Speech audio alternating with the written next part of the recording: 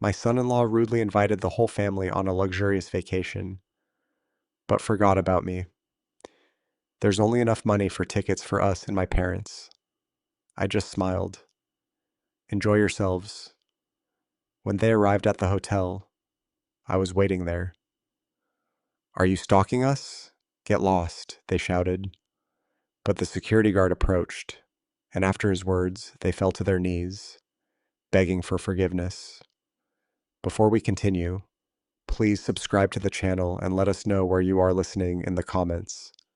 I set the table with the good dishes, the ones Margaret and I received as a wedding gift 40 years ago. White porcelain with a thin gold rim, only 3 pieces chipped after all this time.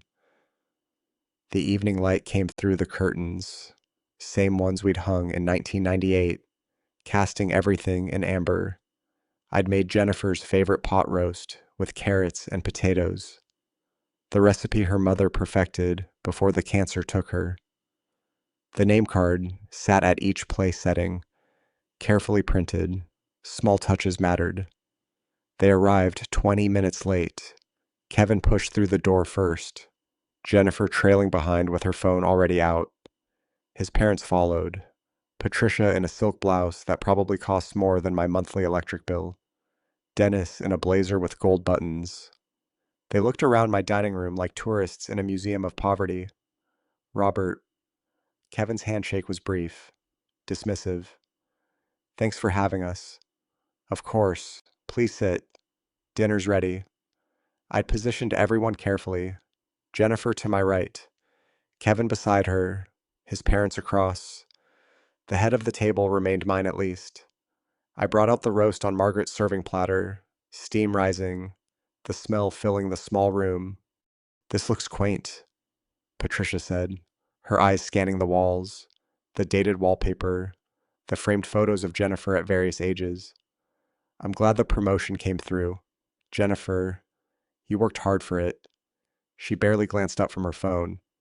Mm-hmm. These things happen when you network properly. The word stung more than she knew. I'd made 3 calls to former business associates, spent 2 hours on the phone with a hotel chain executive who owed me a favor, all to ensure her application reached the right desk. She thought it was her networking. Kevin reached for the wine bottle I'd brought, a 2015 Napa Cabernet. I'd selected specifically for tonight, $60. I probably shouldn't have spent. He examined the label, eyebrows raised, and what might have been approval. Now, this is a decent vintage. Finally, something worth drinking in this place. He poured for Patricia first, then Dennis, then Jennifer. The bottle moved around the table in a careful circle, skipping my glass entirely before Kevin set it down at the far end, well out of my reach. Jennifer watched this happen. She said nothing. Kevin has such refined taste, Patricia said, sipping. We raised him to appreciate quality. Dennis leaned back in his chair, studying my dining room with the expression of an appraiser at an estate sale. Robert, have you considered updating? We just redid our kitchen, granite countertops, stainless appliances, the resale value alone. These are wonderful curtains, Patricia interrupted, reaching out to touch the fabric between her thumb and forefinger like she was testing its thread count. They must be, 20 years old? They work fine, I said. Kevin shifted his chair, the legs scraping against the hardwood. He repositioned himself to create more distance between us, angling toward his parents, forming a wall with Jennifer in the middle. She turned her body to match his orientation, her back partially to me now. I passed the potatoes. Kevin took the bowl without looking at me. So big announcement, he said, grinning at his parents. We're doing a family vacation. Saint, Thomas, week long. Me, Jen, Mom, Dad, leaving the 21st. My fork paused halfway to my mouth. That sounds wonderful. What resort? Paradise Cove. 5-star private beach. The works. He was animated now, gesturing with his wineglass. My wine. We only had budget for 5 tickets. Us and my parents. The mathematics of that statement hung in the air. 5 tickets. 4 people listed. The exclusion was deliberate. Calculated. I can cover my own expenses. I said, keeping my voice level. I'd love to join the family. Jennifer's phone slid across the table toward Patricia. Vacation photos loading on the screen. Jennifer turned further away from me, leaning in to point at resort amenities. When she spoke, she didn't look at me. We need a break from you. Dad. The room contracted. Patricia and Dennis suddenly found their plates fascinating. Kevin jumped in quickly, his tone falsely apologetic. It's not personal. Robert, just you know how it is. Quality time with the immediate family. My hand had been reaching for the serving dish. I watched it freeze midair, detached like it belonged to someone else. Slowly, I lowered it to my lap. The pot roast sat untouched on my plate, congealing in its own juices. Of course, I heard myself say. I understand. I stood, the chair scraping back. Let me get dessert. Nobody protested. Kevin was already refilling the wine glasses. Everyone's but mine. As I walked to the kitchen, my plate was still full. Through the doorway, I heard Patricia asking about spa packages, Dennis suggesting golf excursions, Jennifer's laugh, light and easy, the way it used to sound when she was 12 and I'd take her for ice cream after school. I didn't get dessert. I walked past the kitchen, down the hall, up the stairs to my bedroom, behind me. The conversation continued without pause, without my absence even registering. I closed the door and sat on the edge of my bed, still wearing the same jacket I'd worn to Jennifer's wedding, the same one I'd worn to her promotion dinner last month, the same jacket Kevin's family had just mocked. Through the floor, I heard more laughter, the clink of glasses, my wine, my table, my home, their celebration. Something shifted then, precise and cold, like tumblers falling into place inside a lock. The house settled into silence around 10 o'clock. I heard doors closing downstairs. They were staying in the guest rooms. Of course, too much wine to drive home safely. My wine. I sat on the bed's edge, jacket finally removed, draped over the chair, the same chair where I'd laid out my clothes that morning, hopeful this dinner would bring us closer. Sleep wasn't coming. I knew that already. I removed my reading glasses, cleaned them with my shirt hem, put them back on. The bedroom looked the same as it had for 20 years. Margaret's jewelry box still sat on the dresser, empty now. Everything inside sold to pay for her final hospital bills that insurance wouldn't cover. Jennifer had been 23 then, fresh out of college, crying at the funeral. I'd held her hand through the entire service. When did her hand let go of mine? The memories came in fragments, non-linear, each one sharp. The wedding, $35,000. Most of my savings at the time. Jennifer in her dress, radiant. Kevin beside her, looking vaguely uncomfortable in his tuxedo. I'd written the check, thinking, this is what fathers do. This is love made tangible. The car, $15,000 for the down payment on their Tesla, the one they drove past me last Christmas without stopping. Heading to Kevin's parents for dinner. Just alone. Dad, we'll pay you back. That was 4 years ago. I'd stopped asking about repayment after the first year. The furniture for their first apartment, the emergency roof repair they couldn't afford, the credit card bill, $8,000, that Kevin explained away as temporary cash flow issues. Every time I'd written the check, every time Jennifer would hug me and say, "You're the best, Dad," I stood restless and walked to my home office down the hall. The laptop sat on the desk, password protected, containing a life my daughter knew nothing about. I opened it, entered the code, watched the screen illuminate. 4 properties, the hotel in Tampa, I'd bought in 2008 when the market crashed, renovated, turned profitable within 18 months, the boutique inn in Sarasota, acquired in 2012, 2 bed and breakfasts in St. Augustine, purchased as a pair in 2019, all managed through Wilson Holdings, LLC, all generating steady income, all completely invisible to my family. Current total value, $3.2 million. I'd built this empire quietly, deliberately after Margaret died, working double shifts at the hospital where I'd been a facilities manager, saving every extra dollar, learning real estate investment through night classes and weekend seminars.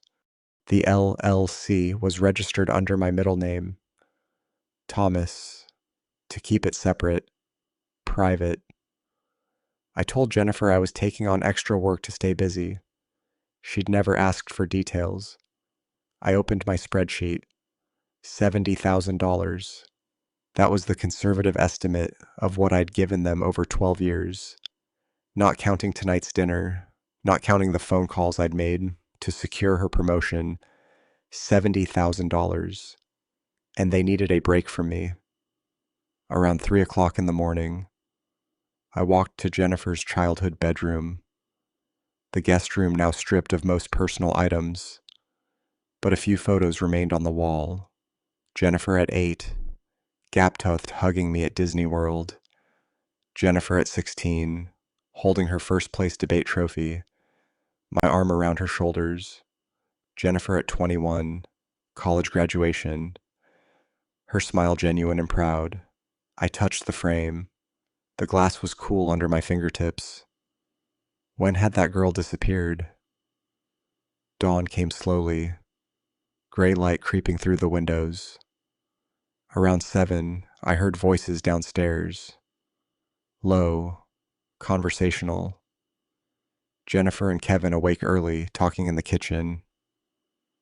I moved to the hallway barefoot, staying close to the wall. The old house had good acoustics if you knew where to stand. At the top of the stairs, their voices carried clearly. We just need to approach it right. Jennifer's voice, that careful tone she used when manipulating situations at work, make him think it's his idea. He's sitting on equity he doesn't need. Kevin, dismissive as always. This house is way too big for one person. I pressed my back against the wall, listening. He's stubborn about it. Jennifer continued. But if we frame it as simplifying his life, the old man doesn't have expensive taste anyway. Probably be happier in a 1-bedroom. Jennifer's laugh, small, complicit. He did wear that same jacket to my promotion dinner and my wedding. I looked back toward my room where that jacket hung on the chair. Same one. She was right. Once we get the house sold, Jennifer said, her voice gaining confidence, we can pay off the cards and maybe look at that bigger place in Winter Park. Your dad won't even notice the difference.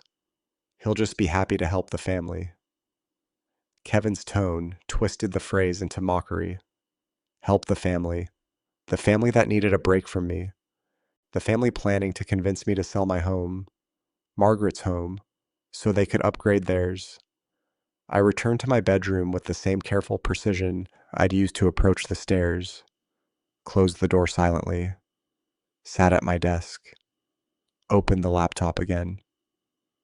My hands didn't shake. That surprised me. They should have shaken. Instead, they typed Paradise Cove Resort Saint, Thomas for sale. The listing loaded.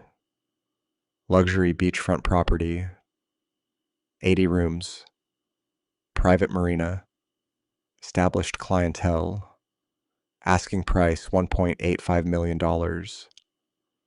The photos showed pristine beaches, infinity pools, couples drinking cocktails at sunset, the same resort where my daughter planned to vacation without me, funded by my wine money, my dinner hospitality, my endless forgiveness. I opened my leather journal, the one where I tracked my hotel acquisitions, wrote financial notes, planned expansions. On a fresh page, I wrote the number, $1,850,000. Then I wrote August 16th. Then I wrote Paradise Cove. My handwriting was steady, precise. I stared at those words for a long moment, then checked the property details again. Owner retiring, motivated to sell, closing possible within 60 days. Contact Martin Reeves, Commercial Properties International. Downstairs, Jennifer and Kevin were probably making coffee now, planning their pitch to get me to downsize, to simplify, to free up money for the family.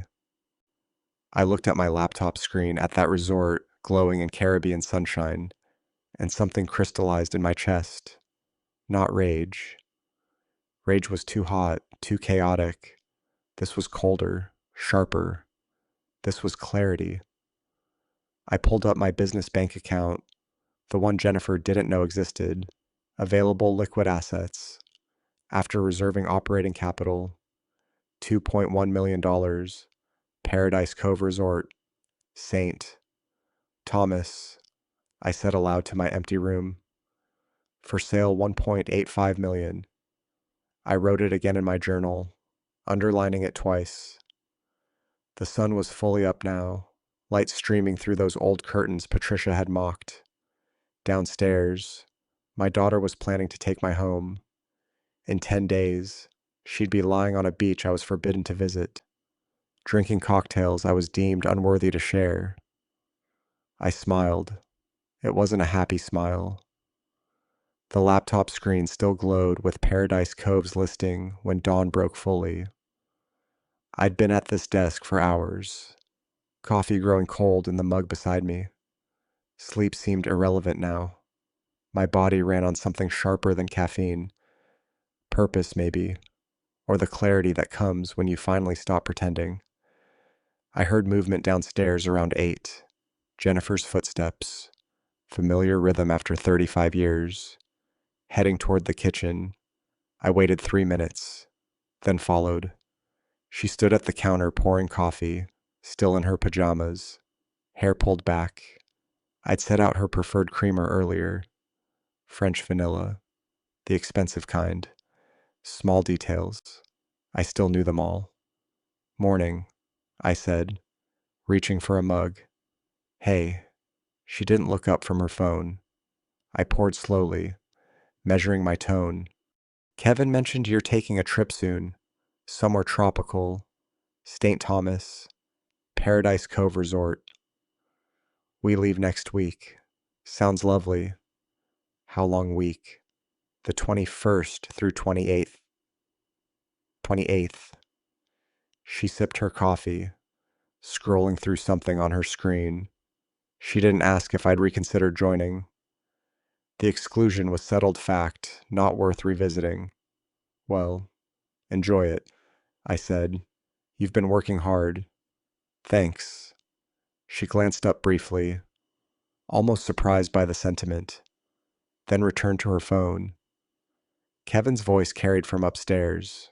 He was on a call. Something about quarterly projections. Jennifer finished her coffee, rinsed the mug, and headed back toward the guest room. I listened to her footsteps fade, then returned to my office. Paradise Cove Resort, August 21st through 28th, 8, 7 nights. I pulled up satellite imagery. The property sat on the northwest coast of St. Thomas, tucked into its namesake cove. 25 rooms arranged in a horseshoe around a central pool. Single road access.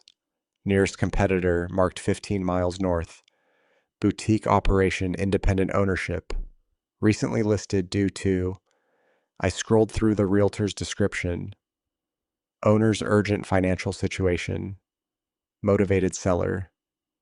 My favorite words. I opened my locked drawer and extracted the files I'd need. LLC documentation for Wilson Holdings. 3 years of tax returns showing legitimate business income. Bank statements proving liquid assets. Evidence of capacity. Then I reached for my phone. Robert Wilson calling for account services. The banker picked up on the second ring. I'd been with this bank for 20 years, moved enough money through their hands to warrant immediate attention. Mr. Wilson, how can I help? I paced to the window, watching Jennifer and Kevin load their cars outside. Workday routine. They had no idea. I need access to 1.9 million within 48 hours. Combination of liquid accounts and the credit line against the Tampa and Sarasota properties. Silence then. That's aggressive timing. Robert, may I ask? Investment opportunity. Time sensitive. Can you do it? I'll have preliminary approval by end of business today. Good. I'll wait for your call. I hung up before he could ask questions. Through the window. Jennifer's car pulled out of the driveway. Kevin's followed. 30 seconds later, the house settled into quiet.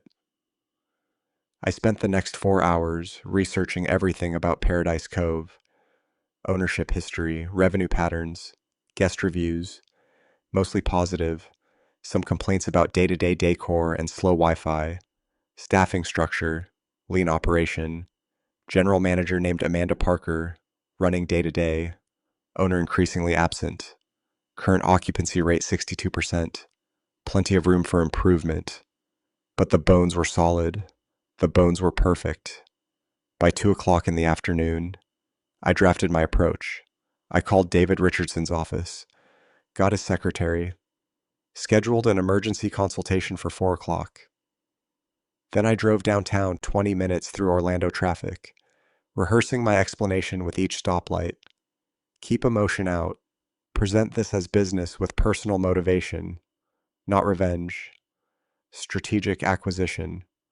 David's office occupied the 14th floor of a glass tower on Orange Avenue.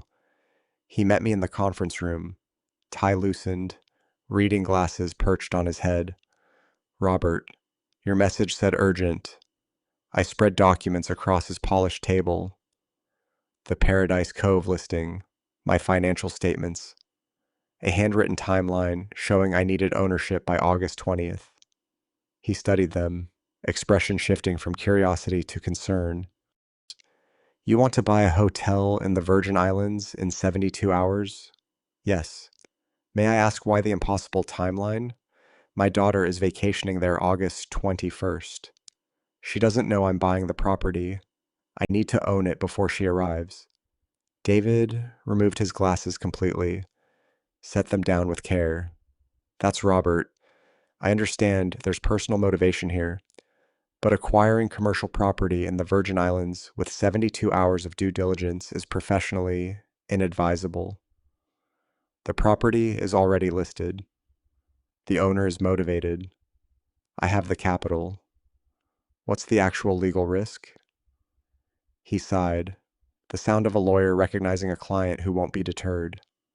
Title issues, undisclosed liens, structural problems. You're buying sight unseen. I'm buying strategically, and this. He tapped my notes about the house. You want your Orlando property in an irrevocable trust? With me as sole trustee and beneficiary, no one can force a sale without my consent. You understand, this means Jennifer can't inherit it in the standard way if something happens to you. I understand perfectly. David studied me across the table. Whatever he saw there, and I knew what he saw, the same cold clarity I'd felt since dawn, made him nod slowly. I'll need to bring in a Virgin Islands attorney, someone local who knows the territory. Do it. Bill me whatever it costs. Robert, he leaned forward. What did she do? I met his eyes. She needed a break from me. I'm giving her one. He didn't press further. Smart man. I left his office at 5:30, drove home through rush hour, called Michael Thompson from the car. Thompson Notary Services. Michael, it's Robert Wilson. I need trust documents prepared. My residential property transferred to a personal trust. How quickly can you draft them? Standard timeline is a week for review. I need them in 3 days. Silence stretched. Then that's possible. My expedited rate is whatever it is. Fine. Send the paperwork tonight. I'll have it by email within 2 hours. Back home. The house felt different. I walked through rooms I'd lived in for 26 years, seeing them as Jennifer and Kevin saw them. Dated, small, beneath their aspirations. The curtains Patricia had mocked. The dining room where I'd served pot roast, while they poured my wine for everyone but me. This was still my home. They would never take it. My phone rang at 7. The banker, Mr. Wilson. Your credit line is approved. 1.9 available Monday morning. Perfect. The purpose of loan is listed as commercial property acquisition. Is that correct? Yes. Very good. We'll have documents ready for signature. I made one more call that evening. Martin Reeves, Commercial Properties International, the listing agent for Paradise Cove. Mr. Reeves. My name is Robert Wilson. I'm interested in the Paradise Cove resort property in St. Thomas. Is the owner accepting offers? His voice brightened immediately. Absolutely. When would you like to schedule a viewing? Tomorrow. I can be there by afternoon. That's very soon. You're flying in from Orlando. I'll book tonight. This is a serious inquiry. Mr. Reeves. I have proof of funds and can close within 48 hours. I'll contact Mr. Clark immediately. He'll be very pleased. Good. I'll call when I land. I hung up and opened my laptop to airline bookings. The screen showed flights to St. Thomas, departure times, prices. My finger hovered over the purchase button for American Airlines, Flight 1847, departing 9:30 tomorrow morning. Across town, Jennifer and Kevin were probably having dinner somewhere nice, celebrating their upcoming vacation, Paradise Cove, their private week, their break from me. I clicked purchase. The confirmation email arrived instantly. Boarding pass attached. Departure 9:30 a.m. Arrival 3:15 p. Accounting for the time change. Plenty of daylight left to see the property. Meet the owner. Start negotiations. I forwarded the flight details to David Richardson with a simple message. I'll need that VI attorney's contact info before I land. His reply came back within minutes, already arranged. William Clark expects you at 4 p. tomorrow. His attorney will have preliminary documents ready. Robert, be careful. I closed the laptop and looked around my office. The hotel files, The trust documents Michael would send, the proof of funds letter from the bank, everything in order, everything aligned. In 3 days, my family would board a plane to paradise, excited about their exclusive vacation, their break from the old man who embarrassed them with his dated curtains and worn jackets. They had no idea what was waiting for them. I allowed myself a brief nod, not a smile, nothing so obvious, and began packing my briefcase for tomorrow's flight. The flight landed in late afternoon heat, the kind that hits you like a wall when the cabin door opens. Cyril E. King Airport was smaller than I expected. Tourists everywhere in bright shirts and straw hats. Families dragging roller bags toward rental car counters. I carried only my briefcase. This wasn't vacation. The taxi driver knew Paradise Cove without needing the address. "Nice place," he said, pulling away from arrivals. "You staying there? Business meeting?" He nodded, navigating through Charlotte Amal's narrow streets, past cruise ship terminals and duty-free shops, then up into the hills. The road wound along the coast. Occasional glimpses of turquoise water between palm trees and resort developments. 15 minutes later, we turned onto a private drive marked by a weather-worn sign, Paradise Cove Resort. The property was smaller than the photos suggested. A horseshoe of two-story buildings, painted pale yellow, arranged around a central pool that needed resurfacing. The lobby sat at the horseshoe's base, worn tile floor, ceiling fan clicking unevenly, furniture that had been expensive once, but showed its age now, beautiful bones beneath the neglect. A man waited in the lobby, late 50s, shoulders slumped in a way that spoke of defeat before we even shook hands. Mr. Wilson, William Clark. His grip was weak. His smile didn't reach his eyes. "Thank you for meeting me on short notice. When someone says they can close in 48 hours, I make time." He gestured toward the grounds. "Would you like a tour?" We walked the property slowly. William pointed out features. The renovated kitchenettes in each room. The private beach accessed down a stone stairway. The small restaurant that served breakfast included with roommate. His voice carried the tone of a man reciting facts he'd repeated too many times, hoping they'd sound better with repetition. "I built this place 20 years ago," he said as we reached the pool. "Poured everything into it. Market changed. Big resorts moved in, and I understand business is timing." He looked at me with something like gratitude. "You're not going to tear it down, turn it into condos. I'm keeping it as a hotel. I have plans for it." Relief washed across his face. We continued walking past rooms with ocean views, standard rooms facing the garden, the small gym with equipment that hadn't been updated this decade. Everything functional, nothing failing, just tired. A woman emerged from the office building, tablet in hand, professional despite the heat. Early 40s, dark hair pulled back, efficient movements. "Mr. Clark, the Johnsons checked out early. They're requesting a partial refund for..." She stopped seeing me. "Amanda, this is Robert Wilson, potential buyer. Amanda Parker, my general manager."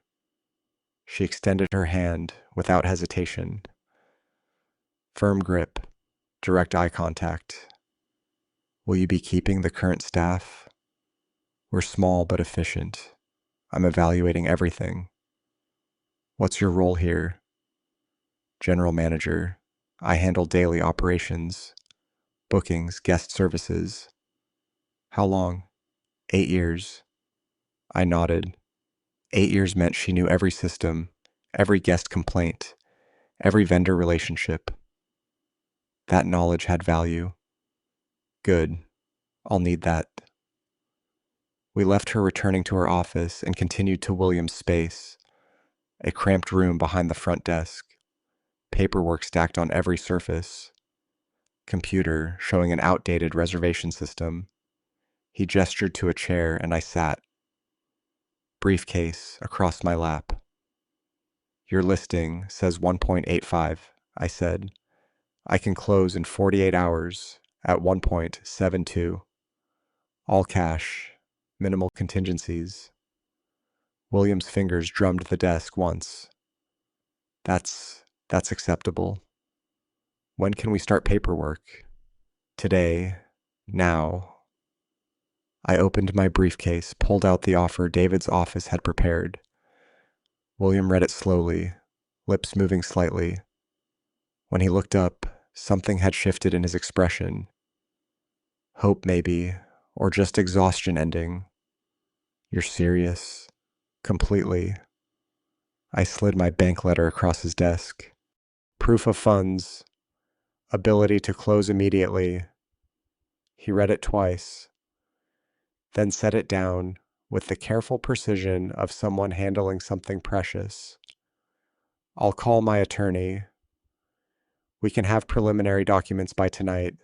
I'll be at the Marriott if you need me. I stood, extended my hand. We'll close this. William, by Friday. His handshake was firmer this time. I spent that evening with David's Virgin Islands contact, a sharp-eyed attorney named Sarah Chen, who walked me through title documents, inspection reports, and existing bookings with the speed of someone who'd done this too many times. She flagged minor issues, permits needing renewal, vendor contracts transferring with ownership, staff employment agreements. The property is sound. She concluded around midnight, financially distressed, but structurally solid. If you're comfortable with the accelerated timeline, I see no reason not to proceed. Draw up closing documents. I want to sign Friday morning. She nodded, already making notes. By Thursday afternoon. We sat in William's office again. Him, me, Sarah, and William's attorney handling the final review. Numbers aligned, documents signed. I wired the deposit. $172,000, 10% down. William's hand trembled slightly when we shook on it. You're saving my life, he said quietly. I didn't respond. This wasn't about saving anyone. Friday morning, the final closing took 3 hours. Wire transfers, title transfers, keys exchanged, ownership documents filed with the Virgin Islands Recorder Office. By noon, Paradise Cove Resort belonged to Wilson Holdings, LLC. I sat alone in what was now my office, reviewing the paperwork with the strange detachment of someone who'd just executed a plan that still felt surreal. Then I opened Amanda's reservation system, scrolling through August bookings. There, August 21st through 28th. Morgan party, 4 guests. Deluxe ocean view suite, prepaid deposit, balance due at checkout. I took a photo of the screen with my phone, then called Amanda to my office. She arrived within minutes, professional weariness in her expression. New ownership meant uncertainty, and she was smart enough to be cautious. Amanda, thank you for coming. Please sit. She sat, tablet ready, prepared to take notes or defend her position. I wasn't sure which. I'm keeping you on as general manager. Your salary increases 15%. Effective immediately. Her eyes widened slightly. Thank you. You'll earn it. I have specific instructions regarding operations. First, I pulled out the handwritten list I'd prepared. These room reassignments and pricing adjustments take effect August 21st. She scanned the list, frowned deepening. These are significant changes. Some guests have already confirmed reservations at current rates. Ownership changed. Terms changed. Virgin Islands booking law allows modifications with 72 hours notice. That's technically correct, but guests won't be happy. There's one reservation in particular. August 21st. Morgan party for guests. She checked her tablet. Yes. Deluxe ocean view, week-long stay. Change it. Standard room. No ocean view. Apply new pricing structure. 40% increase across all services. Amanda looked up slowly. But they've already confirmed at the old rate. New ownership. New terms. They'll be notified Monday. That gives them 74 hours. She studied me for a long moment. This is personal. I held her gaze. This is business. Will you follow these instructions? Another pause. Then she nodded. Yes, sir. When they arrive and express surprise about the changes, you will inform them that I am the owner. Not before. Understood? Understood. Good. I'm flying back to Orlando tomorrow. You have my contact information for anything urgent. Otherwise, I trust your judgment on daily operations. She stood still, holding the list, clearly processing what this meant. May I ask the Morgan party? Who are they to you? Family, I said. They wanted a break from me. I'm ensuring they get exactly what they asked for. Understanding dawned in her expression, followed by something that might have been sympathy or might have been respect. She didn't ask further questions. I'll make the changes today. Thank you. Amanda. After she left, I sat in the quiet office reviewing staff files, vendor contracts, operational procedures. This wasn't just revenge theater. I'd bought a real business, and I intended to run it properly. The hotel would succeed. That was important, not for the money, but for the principle. I'd built something from nothing before. I could do it again. That evening, I stood on Paradise Cove's beach, feet in sand, still warm from the day's sun. The cove curved around me in both directions, private and pristine. Waves lapped gently against the shore. 2 days from now, Jennifer and Kevin would stand in this exact spot, expecting their exclusive paradise vacation. They would find something very different waiting. I slipped the ownership deed into my briefcase and closed it with a quiet click. Tomorrow, I'd fly home. I'd maintain normal behavior. I'd wave goodbye when they left for the airport on Sunday, wish them a wonderful trip, play the role of the excluded father, accepting his fate. Monday morning, they'd receive Amanda's email about the ownership change and policy updates. By the time they understood what had happened, they'd be mid-flight, unable to cancel, and I would be home, sitting in my dated house with my old curtains, waiting for the phone call I knew would come. The sunset painted the cove in shades of orange and gold. Paradise indeed. I turned and walked back toward the hotel.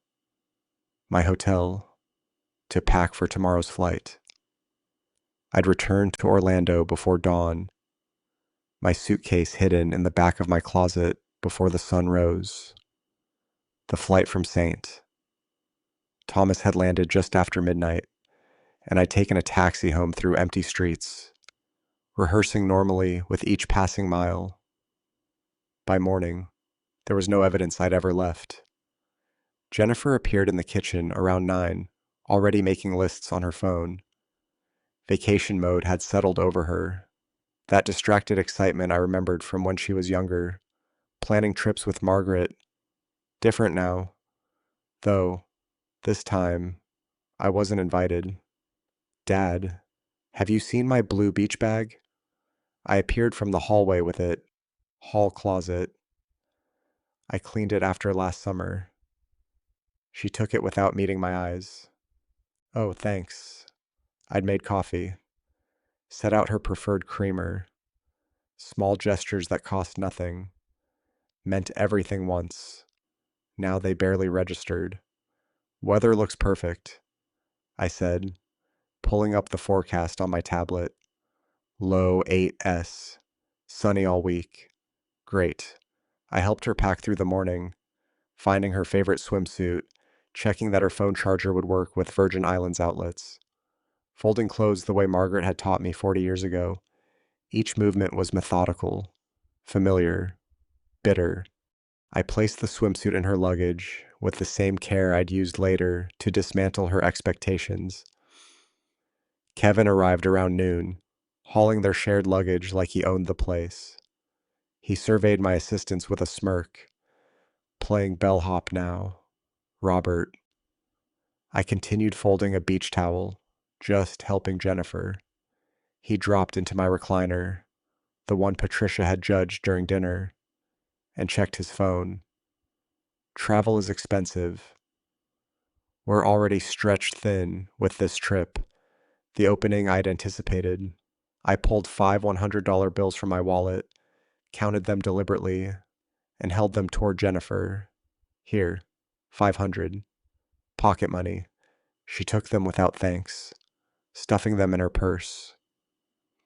Kevin watched the exchange, then muttered just loud enough for me to hear. At least the old man's good for something. I smiled faintly, said nothing. They left around 2 to handle last-minute errands. I continued my performance, washing lunch dishes, straightening the living room, acting like a man resigned to a quiet weekend alone. Through the window, I watched Kevin's car disappear down the street. Then I went to my closet and pulled out the overnight bag I'd packed that morning. Jennifer called around 6 from Dennis and Patricia's house, where they'd gather before tomorrow's early departure. Dad, we're leaving at 10 tomorrow morning. Just wanted to let you know. Have a wonderful time. A pause. Almost guilty. We'll send photos. I like that. After hanging up, I picked up my bag. My expression hardened. By 7 o'clock, the street was quiet. I carried my bag to the corner, 3 houses down, where I'd arranged for a different taxi service to pick me up. No chance of Jennifer or Kevin driving past, seeing me leave. I was covering tracks they didn't know existed. The evening flight to St. Thomas departed at 8:15. I sat in coach, briefcase on my lap, going over final details, Amanda's protocols, staff assignments, the precise moment of revelation. This was theater, and I was directing every scene. We landed at 11 o'clock. The humid night air hit me as I descended the stairs to the tarmac, that tropical weight fragrant with salt and vegetation. A taxi carried me back to Paradise Cove through darkness, past shuttered shops and sleeping resort towns, my hotel, my property, my stage. I slept 4 hours in a small staff apartment Amanda had prepared, then rose at 6, while I showered in St. Thomas. Jennifer was probably waking in Orlando, checking her flight details one more time. While I dressed in business slacks and a pressed blue shirt, Kevin was likely making coffee in Dennis and Patricia's kitchen, eager to start their exclusive vacation. While I reviewed staff assignments in my office, they were loading luggage into Dennis's SUV. 2 stages, 2 performances about to collide. At 8, I gathered the staff in Paradise Cove's small conference room. Amanda sat at the front, tablet ready. Marcus, our security coordinator, leaned against the wall. 2 housekeepers, the restaurant manager, the front desk clerk, everyone who'd interact with the Morgan party. I distributed printed instruction sheets, professionally formatted, leaving nothing to interpretation. The Morgan party checks in at 3:00 p.m., I said. Party of 4. They're currently assigned to rooms 12 and 14. Amanda confirmed on her tablet, standard rooms. Not the deluxe ocean view suite they originally booked. Correct. I made eye contact with each staff member. They will complain. You will explain the room. Reassignment was necessary due to ownership transition. You will be professional and firm. The younger housekeeper raised her hand. Is there a problem with these guests? Just follow the protocols exactly. After the meeting dispersed, Amanda lingered. You're really doing this? Every word of those protocols exactly as written. She studied me for a long moment. And when they see you, I checked my watch. 11 a.m. local time. The Morgan family was boarding their flight in Orlando right now. Dennis probably telling nearby passengers about their exclusive boutique resort. Patricia showing photos on her phone. They were walking down the jetway into a plane that would bring them here to me completely unaware. They'll see the owner of this property. I said, nothing more, nothing less. Amanda nodded slowly. She'd chosen her side. I spent the next hours inspecting preparations. Walked through rooms 12 and 14, standard accommodations with parking lot views. Tested the water pressure. Functional but weak. Nothing like the rainfall shower in the deluxe suite they'd expected. Checked the air conditioning. Worked but noisy. Humming loudly enough to interfere with sleep. Everything was adequate. Nothing was wrong. Nothing was right. At 2, I changed into my business attire. Checked my reflection in the office mirror. Composed. Professional. The owner of a Caribbean resort conducting normal operations. No hint of the father they'd excluded. Mocked. Planned to manipulate. At 2:30, I reviewed Amanda's screen one final time. Flight 1847 from Orlando landed on schedule. They'd be collecting luggage now. Finding a taxi. Heading this way. At 2:47, I heard gravel crunch in the driveway. I straightened my collar and walked toward the lobby. Through the window, I could see a taxi pulling into the circular drive. Doors opening. Familiar figures emerging into afternoon sunlight. Jennifer stepped out first, shading her eyes. Kevin followed, already surveying the property with proprietary assessment. Dennis and Patricia emerged from the other side, Patricia immediately photographing the entrance. They had no idea what waited inside. I stepped back from the window, positioned myself in the office hallway where I could observe the reception desk. Amanda moved to her station. Marcus took his customary position near the entrance, and I checked my watch one final time. 3 o'clock. The front doors opened, and my family walked into my hotel. The lobby air conditioning met them with a gentle rush. I watched from the hallway as they took in the space, smaller than they'd expected, probably, but beautiful in its tropical simplicity. Ceiling fans turned lazily overhead. Potted palms flanked the reception desk. Through the far windows, the pool glittered turquoise against ocean blue. Kevin approached the desk first, assertive confidence in every step. He slapped his credit card on the polished wood. Morgan, party of 4. We have the Ducks Ocean View suite reserved. Amanda took the card with professional courtesy, began typing. Her screen showed the reassignments I'd implemented. She paused exactly as we'd rehearsed. Yes, Mr. Morgan, I have your reservation. There's been a slight adjustment due to ownership transition. Adjustment? Kevin interrupted. We booked months ago. If you'll just wait in the lobby area, I'll have everything ready shortly. She gestured toward the seating area, wicker furniture with tropical cushions, a coffee table displaying resort brochures. Kevin sighed with exaggerated patience and turned away. Jennifer settled onto the sofa, pulling out her phone. Dennis and Patricia remained standing, photographing the decor, Patricia touching a potted orchid to see if it was real. I stepped from the hallway.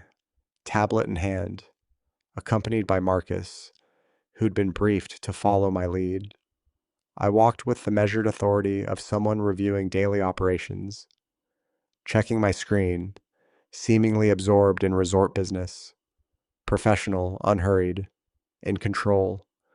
I was 10 feet from them when Jennifer glanced up. Her face went through a rapid sequence: casual attention, recognition, confusion.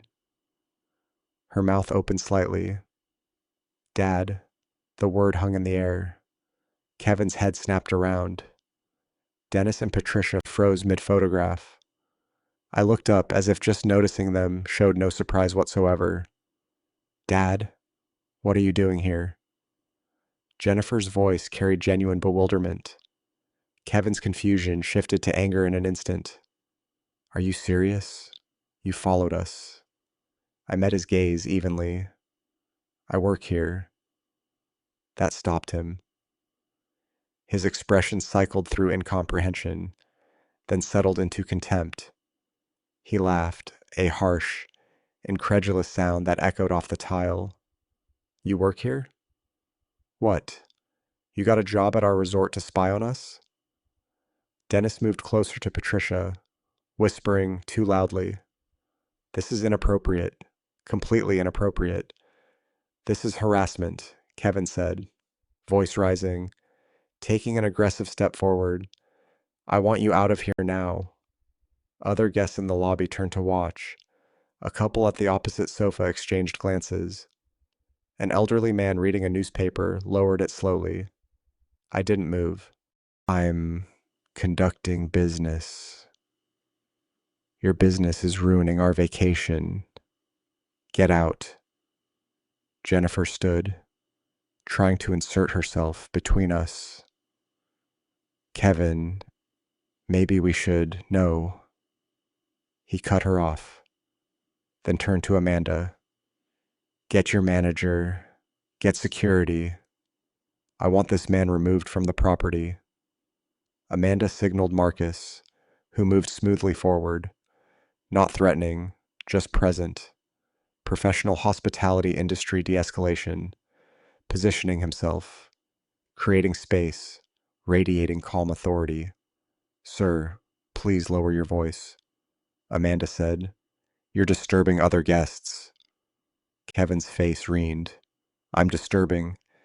He's the one stalking his own daughter. Marcus stepped closer, voice quiet but firm. Gentlemen, let's keep things calm. Kevin rounded on him. Tell this man he needs to leave.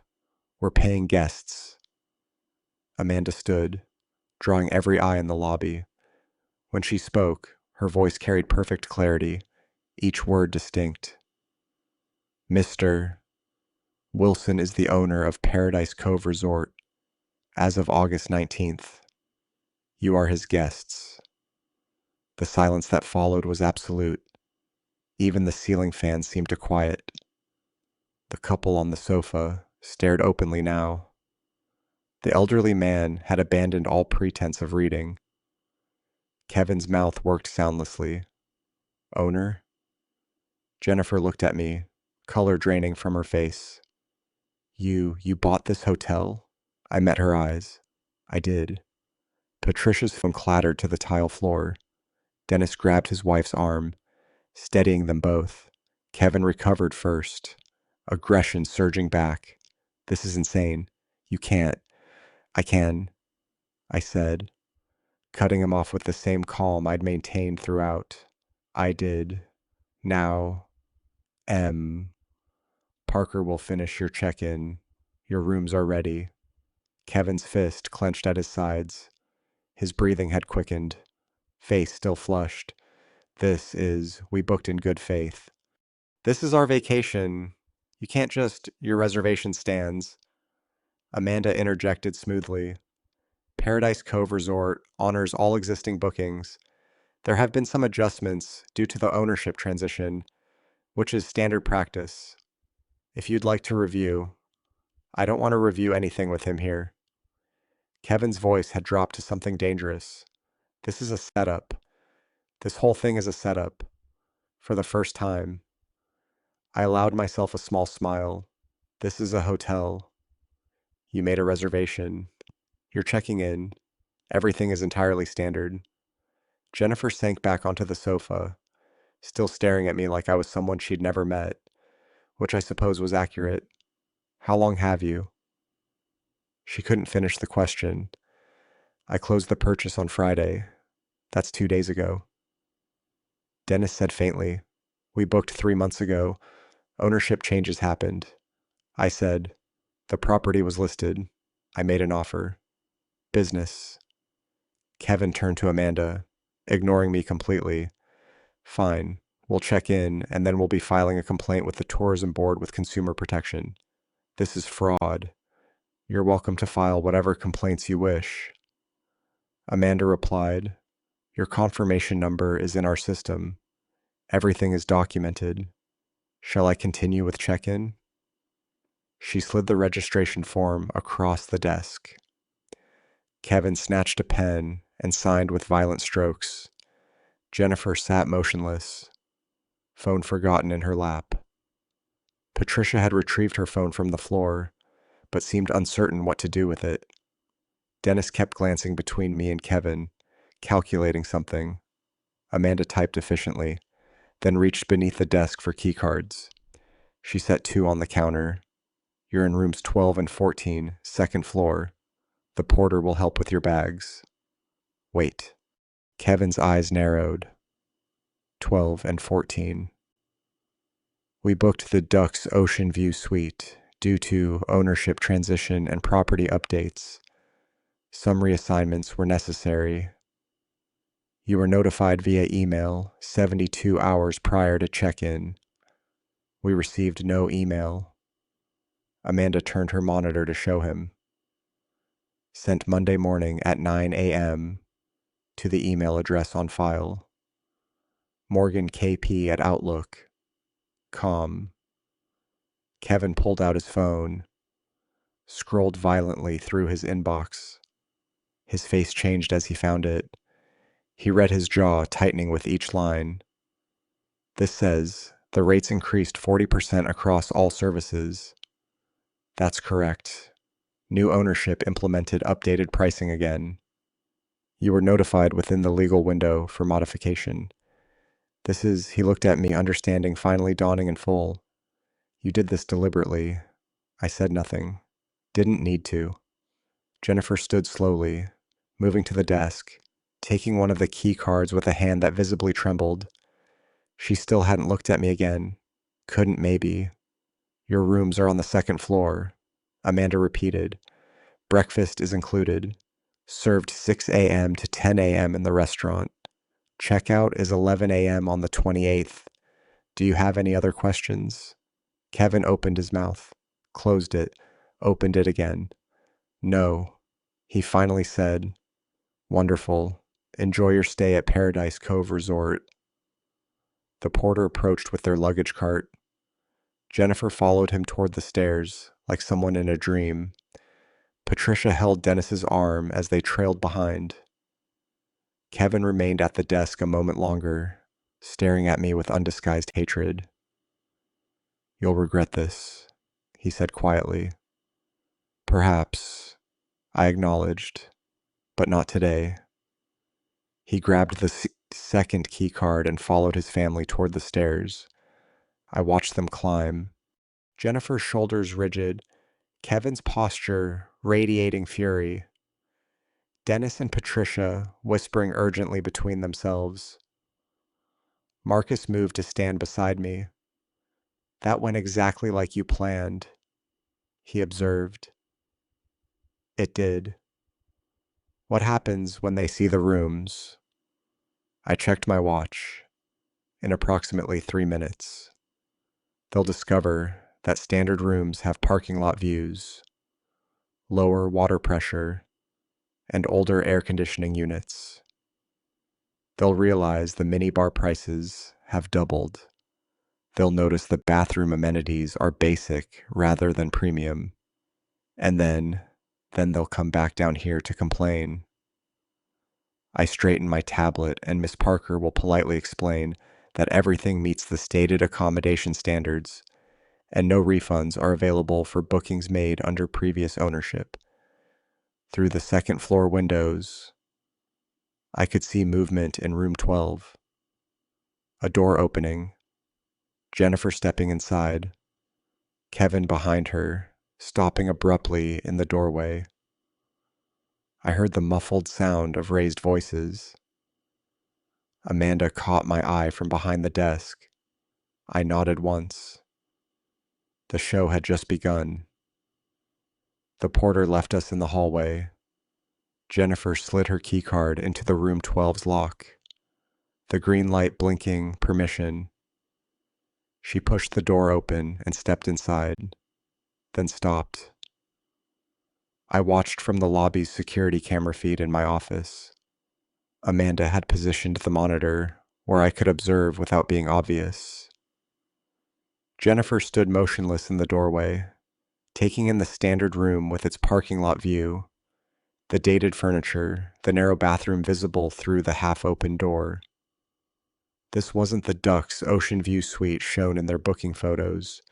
She walked to the window, like someone underwater.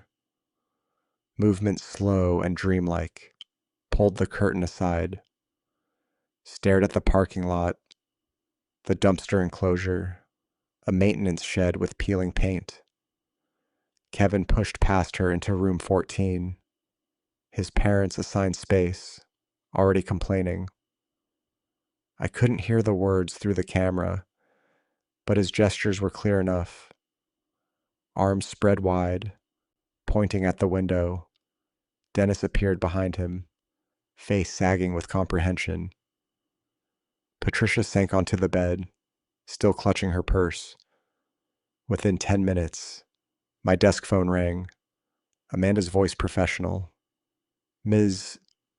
Morgan online too, regarding her room assignment. I listened to the recorded call later. Jennifer's voice tight with restrained anger. We booked a Duck's Ocean View suite. This is a standard room with a parking lot view. Amanda's response exactly as scripted. I apologize for the confusion. Miss Morgan, during the ownership transition, we had to reassign several reservations due to renovation scheduling. Your rate remains the same. Can we upgrade? Pay the difference? I'm afraid the Duck's rooms are fully booked through your checkout date. Jennifer hung up without responding. That evening, they attempted dinner at our restaurant, the only dining option within walking distance. I'd positioned myself at a corner table with paperwork spread before me, reviewing actual operational reports while remaining visible. Professional, untouchable, the owner conducting business. When their menus arrived, Kevin's expression shifted. He pulled out his phone, scrolling through screenshots he'd saved of our old pricing. His jaw tightened. The server approached his summons with practiced patience. These prices don't match your website. New management implemented updated pricing yesterday. Sir, all platforms were updated simultaneously. Kevin looked across the restaurant at me. I didn't acknowledge his gaze. Just signed the document Amanda had brought for approval. He approached my table a moment later, Dennis trailing reluctantly behind. I looked up with mild attention. The prices on this menu don't match what's on your website. New management, new pricing, updated yesterday across all platforms. That's convenient timing. That's business. Kevin, if the rates don't suit you, I'm sure other properties would welcome your reservation. His face colored. The nearest hotel is 15 miles away. I returned to my paperwork. Then I suppose our rates are competitive. He stood there another moment, breathing through his nose before returning to his table. Their simple dinner, nothing extravagant, just entree and drinks, cost them $180 before tip. I watched Patricia's face when the bill arrived. She looked like she'd bitten something sour. The next morning brought new complications. At precisely 6 a.m., Maintenance began work on the hot water system. The pipes ran through the walls adjacent to rooms 12 and 14. The sound was impressive. Hammering, clanging, water rushing through old plumbing. Perfectly legal, perfectly timed. I conducted my morning property walkthrough at 6:15, clipboard in hand, happening to pass their rooms just as Dennis emerged in his bathrobe, hair standing at angles, looking haggarded. Morning, sorry for the noise. Necessary repairs should wrap up by 7 o'clock. He blinked at me, too tired to form a response. I continued my inspection, noting items on my clipboard that had nothing to do with him. By the third day, the pattern was undeniable. Wi-Fi became unstable, functional in the lobby and restaurant, mysteriously dropping in their specific rooms. Our technician shrugged apologetically. Island infrastructure. Sometimes signals don't reach certain areas. Room service orders were delayed. Not excessively. Nothing actionable. But 60 to 90 minutes instead of the promised 30 to 45. Kitchen backup during peak hours happens sometimes. Pool hours were adjusted for cleaning. The announcement went to all guests. Routine maintenance, 2 to 4 p. daily. Prime afternoon hours. Dennis and Patricia had planned to spend those hours poolside. Each incident alone was minor. Together they were suffocating. Kevin documented everything. I saw him through the window photographing his parking lot view, timing his room service order with his phone stopwatch, recording the Wi-Fi disconnection. He was building a case, collecting evidence. For what exactly? I wasn't sure, but it didn't concern me. Everything I'd implemented fell within acceptable hotel operations. Maintenance happened, Wi-Fi had outages, kitchens experienced delays. There was no violation of any standard or law, just consistent inconvenience. On August 23rd, Kevin confronted me near reception, laptop open, showing documentation. The Wi-Fi in our rooms doesn't work. I glanced at his screen. Amanda mentioned connectivity issues. We've contacted the service provider. When will it be fixed? I checked my watch. They indicated 24 to 48 hours for technician availability. The business center and lobby have stable connections. If you need internet access, this is ridiculous. This is island infrastructure. I don't control the telecommunications provider schedule. He slammed his laptop closed and walked away. By August 24th evening, the family was fragmenting. I observed from my office window as Jennifer sat alone by the pool. During the brief hours it remained open, Kevin paced nearby, phone pressed to his ear, probably researching alternatives, finding none in their price range. Dennis and Patricia huddled under an umbrella, whispering with tight urgency, occasionally glancing toward Jennifer with expressions that weren't sympathetic. They were blaming each other, assigning fault. The pressure was working exactly as designed. That night, I saw lights burning late in room 14. Dennis and Patricia were awake, probably discussing their options, finding none acceptable. In room 12, Jennifer's silhouette moved past the window repeatedly, pacing, unable to settle. Kevin's light stayed on past midnight, through the thin walls. Maintenance staff reported hearing keyboard clicks, rapid, aggressive typing. I made a note on my tablet, monitoring required, then returned to actual operational business. Vendor contracts that needed review. A staffing issue Amanda had flagged. Quarterly projections for my other properties. Paradise Cove was a real hotel. I was running it properly, improving systems, addressing genuine maintenance needs. That the Morgan family happened to be experiencing the transitional growing pains of new ownership was simply unfortunate timing or perfect timing, depending on perspective. The next morning, Amanda called my cell at 8. Sir, you should know the family posted several negative reviews overnight. I wasn't surprised. How bad? 1 star across 3 platforms. Language is aggressive. Accusations of discrimination and harassment. Are any allegations factually accurate? No. Everything we did was within policy and law. Draft professional responses. Acknowledge dissatisfaction.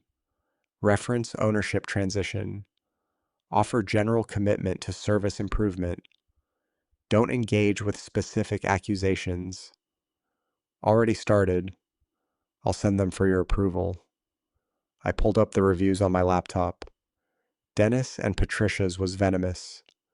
Owner engages in targeted harassment after discovering personal connection, systematically degraded our experience. Unethical business practices. Discriminatory treatment. Avoid at all costs. Kevin's used legal sounding language. Breach of contract regarding room assignments. Unauthorized price increases. Owner has clear conflict of interest. Consumer rights violations will be pursuing legal recourse.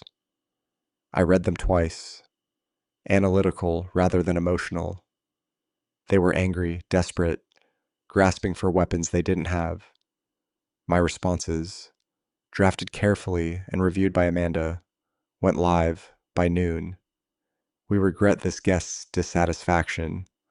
Ownership transitions occasionally require operational adjustments as we work to improve service standards. We appreciate all feedback and remain committed to providing quality hospitality. Professional, unassailable, untouchable. In room 14, I imagined Kevin refreshing the review sites, seeing my response, realizing it gave him nothing to attack. 3 more days until checkout. 3 more days until they'd face the bill calculated at new rates, including all service charges, resort fees, and incidentals. 3 more days until they'd return to Orlando and discover what I'd done with the house. I smiled briefly, alone in my office, then returned to work. Kevin's response appeared online at 7 the next morning. Detailed, methodical, citing specific statutes he'd researched about consumer protection in the Virgin Islands. He'd spent hours on it. I could tell from the precise timestamps, the legal citations, the desperate professionalism of someone grasping for leverage. It was impressive. It was also useless. By 9 a.m., he was sitting in a local attorney's office. I learned this later from Amanda, who heard it from our restaurant server, who'd overheard Kevin making the appointment by phone. Small island, small resort, information traveled. The consultation cost him $350. I knew because he complained about it loudly to Jennifer in the hallway afterward. Voice carrying through their open door, the attorney had found nothing actionable. Price changes were legally implemented with required notice. Room reassignments during ownership transitions were within hotel rights. Maintenance was routine. Wi-Fi failures were infrastructure issues, not intentional service denial. He said, "We can leave negative reviews or find alternative accommodation." Kevin told Jennifer, voice tight with barely contained fury. "That's it. That's our legal recourse." Jennifer's response was too quiet to hear, but Kevin's follow-up wasn't. $350 to be told, we're screwed. An hour later, my phone rang. Jennifer's name on the screen. I answered on the third ring. "Hello, Jennifer." Breathing ragged, unsteady. Then, "How could you do this to us?" Her voice was breaking. She'd been crying. I could hear it in the thickness of her words, the way they came in gasps. "How could you do this to your own daughter?" I kept my tone measured. Calm. I'm conducting business. You wanted a vacation without me. You have one. You're punishing us. This is cruel. This is what you chose. I'm simply providing the service you're paying for. When we get back, her voice rose to something near hysteria. When we get back, we're evicting you from our house. We'll sell it whether you like it or not. Ice crystallized in my chest. This was the moment I'd anticipated, prepared for. Try it. 2 words delivered flat. Final. She sobbed once, loud and harsh. Then the line went dead. I sat in my Paradise Cove office, phone still in hand, and considered the conversation. Jennifer was unraveling. Good.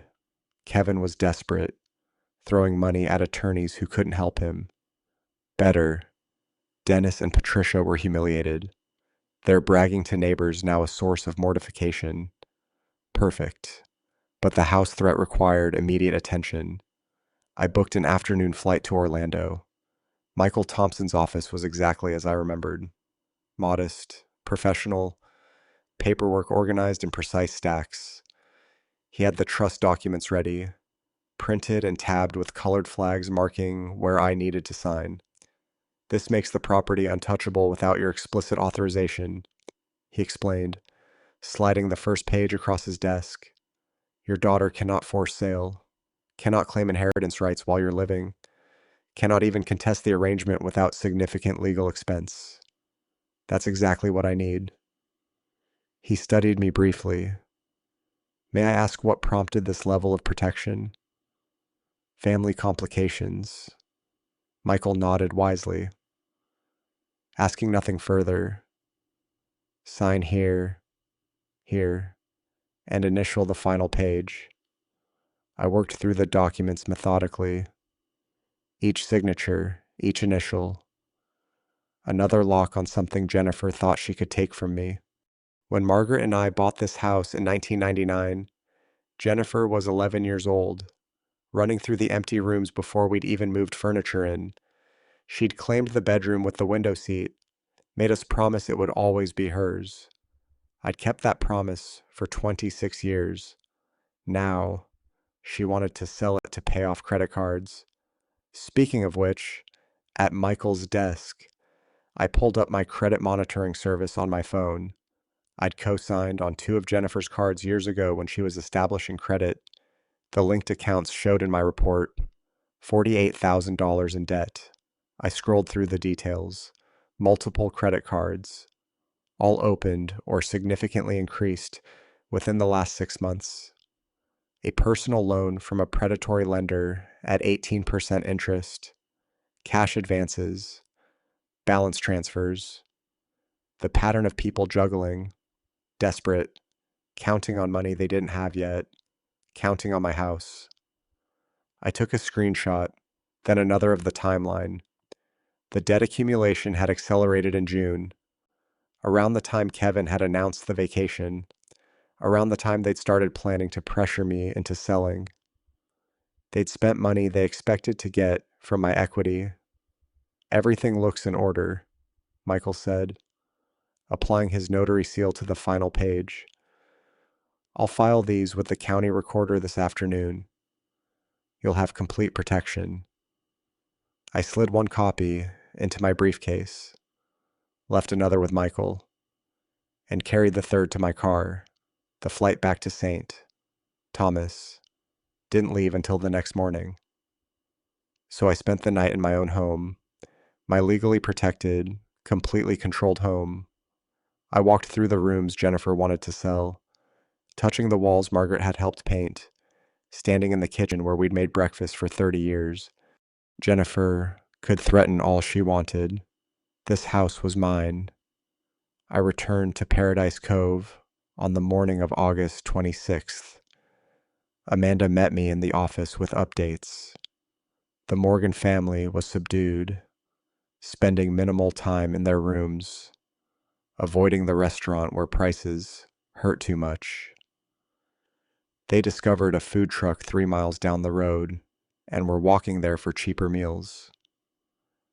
The heat is getting to them, Amanda reported. Mrs. Morgan, the older one, looked sunburned and exhausted yesterday. And the reviews. Your responses are posted. Professional, brief. We've had 3 new bookings since yesterday. Guess who read the reviews and our responses and appreciated our transparency about the transition period? Good. The negative reviews were actually helping. People understood that ownership changes created temporary disruption. My measured responses demonstrated professionalism. Kevin's attacks were backfiring. I pulled up the reviews again, reading them with fresh perspective. All that rage, all those accusations, all that desperate legal language, it made him look unreasonable, especially against my calm acknowledgement of temporary difficulties. One more thing, Amanda said. Mr. Morgan asked about early checkout. He wanted to know if leaving a day early would reduce their bill. I looked up. What did you tell him? That our cancellation policy requires full payment for reserve dates, regardless of early departure. He'd still owe for 7 nights. Good. She hesitated. He asked what the final bill would total. I calculated it for him with the updated rates. All meals and services, resort fees, incidentals.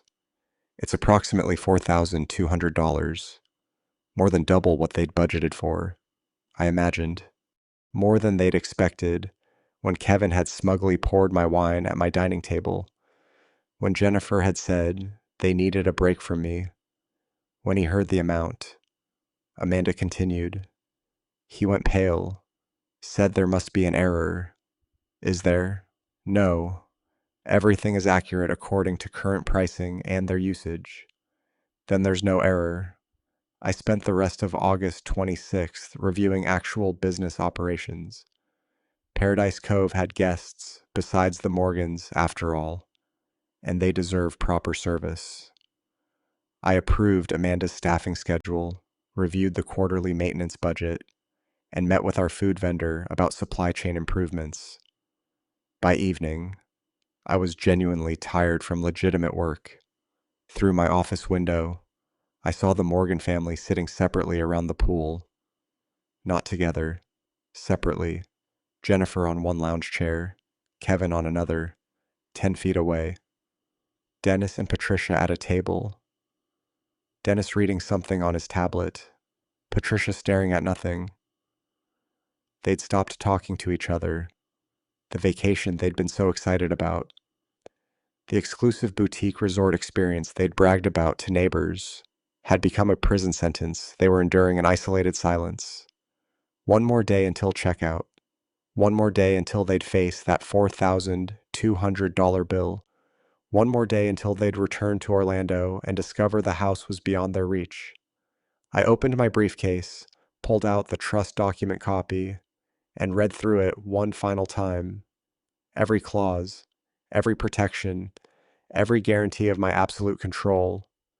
The house was mine alone, and from Amanda's report, they had no idea what waited for them at checkout. I allowed myself a moment of satisfaction. Not joy, not cruelty, just the cold satisfaction of pieces falling into place exactly as designed. Then returned the document to my briefcase and locked it. Tomorrow would bring the final moves. Tonight. I'd let them sit with their expensive mediocrity, their shattered vacation dreams, their fragmenting family unity. Tonight, I'd let them wonder what else I had planned. They'd find out soon enough. I spent August 26th reviewing final details with Amanda. The Morgan family, she reported, had requested early checkout, departing the 27th instead of the 28th, trying to escape a day early as if leaving sooner would somehow erase what had happened. They seem eager to get home, Amanda said diplomatically. I imagine they are. She pulled up their account on her screen. The final bill is ready for review. I studied the itemization, room charges at current rates, restaurant meals, room service orders, resort fees, incidentals, every charge legitimate, every price legally posted. The mathematics of consequence calculated down to the last dollar. Process it exactly as shown, I said. No adjustments. Morning of the 27th. I watched from my office window as they carried luggage to the reception area. Dennis moved slowly, looking older than he had a week ago. Patricia kept her sunglasses on despite being indoors. Kevin's posture was rigid, controlled fury in every movement. Jennifer walked last, shoulders curved inward, diminished. Amanda greeted them with professional courtesy. Good morning. Checking out. Kevin placed his key cards on the counter with precision. Yes, early departure. Of course. Amanda's fingers moved across the keyboard. The printer hummed to life, producing the final bill. She placed it face down on the counter, slid it toward Kevin with practiced grace. He picked it up confidently, flipped it over. His hand froze midair. I couldn't hear his exact words from my office, but I saw his mouth form them. This says $4,200. Amanda's response was calm, rehearsed. She gestured to the itemized breakdown, explained each section, updated rates, dining expenses, resort fees, all documented, all legal. Kevin's voice rose. Other guests in the lobby glanced over. Amanda maintained her professional composure, referencing terms and conditions, ownership transition clauses, email notifications sent August 19th. Kevin pulled out his credit card, tapped it against the terminal, declined. He tried again, entering the PIN manually this time. Declined. He yanked out a different card. The terminal beeped rejection. His face was white now, a sheen of sweat visible on his forehead despite the air conditioning. He turned to Dennis. I couldn't hear the exchange, but Dennis shook his head slowly, looking at the floor. Patricia pulled her purse closer to her body, protective. Jennifer stepped forward. She didn't speak, didn't meet Kevin's eyes, just handed Amanda her credit card and stared at the wall while the transaction processed. Approved. She took the receipt, folded it without looking, and put it in her purse. The family moved toward the exit like people leaving a hospital after bad news. Slow, silent, defeated. I didn't watch them drive away. They were no longer my concern. Amanda came to my office an hour later. They're gone. Thank you for handling that professionally. It was difficult to watch. She paused, even knowing the context. Consequences are always difficult. That's what makes them effective. I flew back to Orlando that afternoon. While they traveled in heavy silence, I could imagine it. The four of them unable to look at each other. Kevin staring out the airplane window. Jennifer with her eyes closed. Dennis and Patricia sitting in a different row. I reviewed Amanda's operational reports for the week. Paradise Cove had functioned well. Other guests had left positive reviews. The Morgan family's negative reviews had actually increased bookings. People appreciated my transparent, professional responses. The business was solid. The revenge was complete. I'd timed everything precisely. While they were in Thomas, David Richardson had delivered the trust documents to my house, left in a legal envelope on the kitchen table where they couldn't miss it. They'd arrive home exhausted, financially devastated, emotionally fractured, and they'd find that envelope waiting. I landed in Orlando that evening, but didn't go home. Stayed at one of my hotels instead. The boutique property in Winter Park. Nice, but not ostentatious. I wanted them to discover the documents without me there. Wanted them to read the rental terms, the trust structure, the reality that the house they'd planned to sell was completely beyond their reach. The next morning, August 28th, I returned to my house. The kitchen showed evidence of Kevin's rage, mail scattered on the floor, a decorative bowl broken, a dent in the wall near the counter. The legal envelope lay torn open, documents strewn across the table. They'd been here. They'd discovered the truth. And they'd left. I cleaned up the broken bowl, stacked the mail, left the dent in the wall. Evidence was useful sometimes. My phone rang that evening. Dennis. Robert. His voice was careful, measured. I wanted to apologize for the condition we left your kitchen in. Kevin was upset. I noticed Patricia and I had no idea about the house situation. If we'd known, you'd have what? Not taken the vacation you bragged about to your neighbors. Silence. Then quietly. The Hendersons asked how the exclusive resort was. They'd seen the reviews online. Someone posted photos. I'm sure that was awkward. Patricia is mortified. We told everyone this would be a luxury vacation. It was a vacation at a resort. The luxury was your assumption. He exhaled slowly. Kevin and Jennifer are staying with us temporarily, just until they figure things out. That's generous of you. Not really. We can barely afford it. The lawyer consultation, the meal expenses, changing our flights. We're tapped out, too. I said nothing. What was there to say? They'd aligned themselves with Kevin and Jennifer's plans. They'd participated in my exclusion, enjoyed the idea of a vacation I wasn't worthy to attend. Now they were experiencing the aftermath. Robert, is there any way? No. You don't know what I was going to ask. Yes, I do. And the answer is no. You made choices. These are the consequences. He hung up without goodbye. 3 hours later, Jennifer called.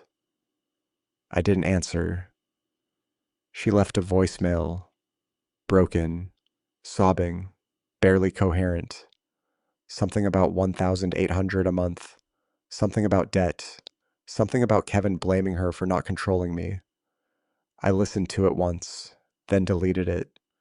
This was exactly what needed to happen. They needed to sit with what they'd done, understand the full weight of their choices. Jennifer's tears weren't repentance yet. They were self-pity.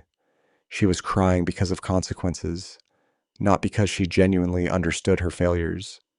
That night, alone in my house, with its dated curtains and worn furniture, I walked through rooms that had raised Jennifer from childhood to adulthood. Her bedroom still had the window seat where she'd read for hours. The kitchen still had the step stool I'd built so she could help Margaret cook. This house was filled with memories of a daughter I'd loved unconditionally. That daughter had disappeared somewhere along the way. Maybe she could come back. Maybe not. But I'd done what I needed to do. Shown her that respect matters. That people aren't resources. That fathers, even ones with modest houses and old jackets, have dignity that shouldn't be casually trampled.